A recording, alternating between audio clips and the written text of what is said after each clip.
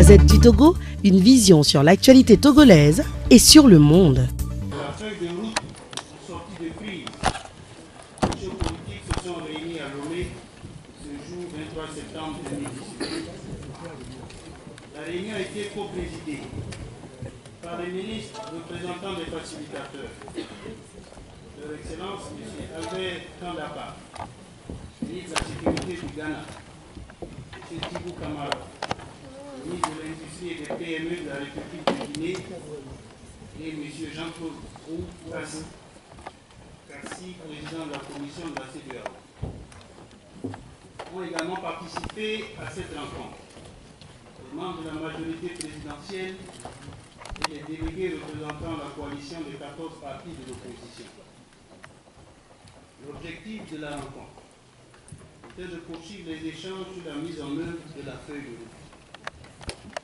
Après le mot de bienvenue, les représentants des facilitateurs ont abordé les questions relatives aux mesures d'apaisement ainsi que celles relatives à la mise en place d'une CENI inclusive.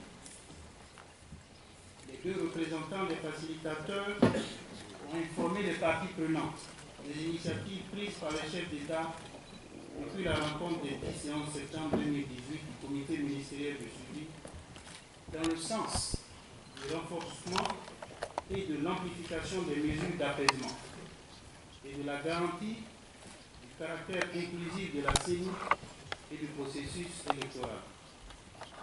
La commission de la CEDEAO a également fait une présentation des chronogrammes des actions relatives à la conduite du processus électoral et à la préparation des réformes constitutionnelles devant conduire aux élections législatives du 20 décembre 2018.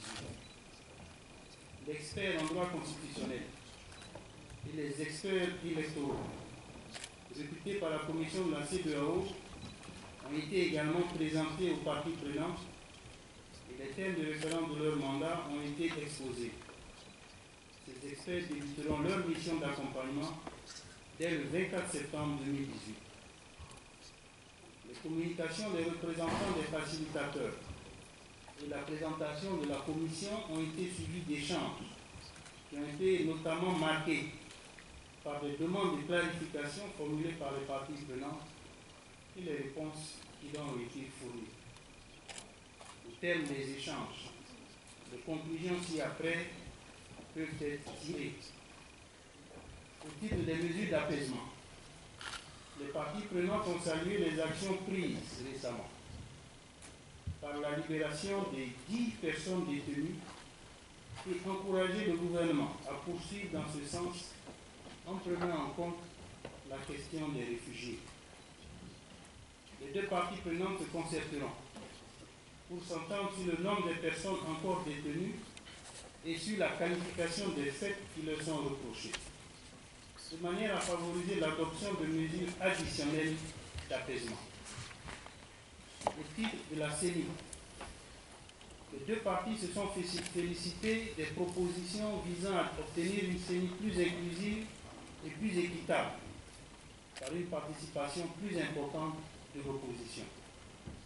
Aussi, a-t-il été reconnu le droit et la liberté pour chacune des parties, comme le prévoit la loi, de désigner librement ou de maintenir ses représentants. 5 pour la majorité parlementaire, 5 pour l'opposition parlementaire. En outre, il a été retenu qu'au titre des 6 représentant les partis extra-parlementaires et la société civile, que chacune des parties concernées coopte 3 conformément au code électoral. Les partis ont été encouragés à aller dans le sens de la mise en œuvre de ces propositions pour l'application de la feuille de route. Les partis concernés ont été encouragés à nommer leurs représentants respectifs à la CENI d'ici le 30 septembre 2018. Au titre des chronogrammes, les parties prenantes ont globalement marqué leur adhésion au programme des actions prévues par la feuille de route et devant conduire aux élections du 20 décembre 2018. ils ont noté la nécessité d'approfondir les discussions sur les chronogrammes pour tenir compte du calendrier défini et de la fiabilité du processus pour des élections justes et crédibles. Ces chronogrammes feront l'objet d'examen et d'affinement par la CENI avec l'appui des experts électoraux. La question du vote des Togolais des étrangers sera étudiée conformément à la feuille de route. Les représentants des deux facilitateurs rendront compte à leur mandat des conclusions et des préoccupations exprimées lors de la réunion pour leur permettre de continuer à suivre de près la mise en œuvre de la feuille de route du 31 juillet 2018 afin de prendre toute initiative propre à assurer sa mise en œuvre.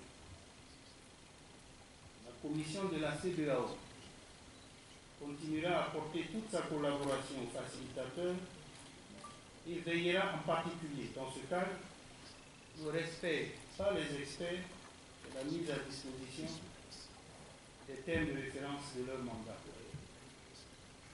Le comité de suivi a rendu hommage aux facilitateurs pour les efforts qu'ils déploient en faveur d'une solution durable de la crise sociopolitique togolaise.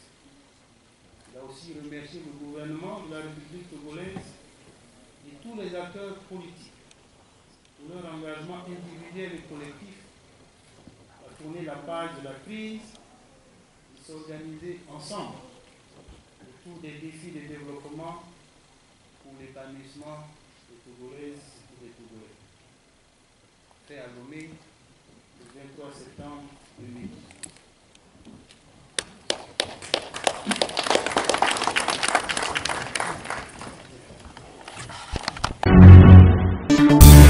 La Gazette du Togo, une vision sur l'actualité togolaise et sur le monde.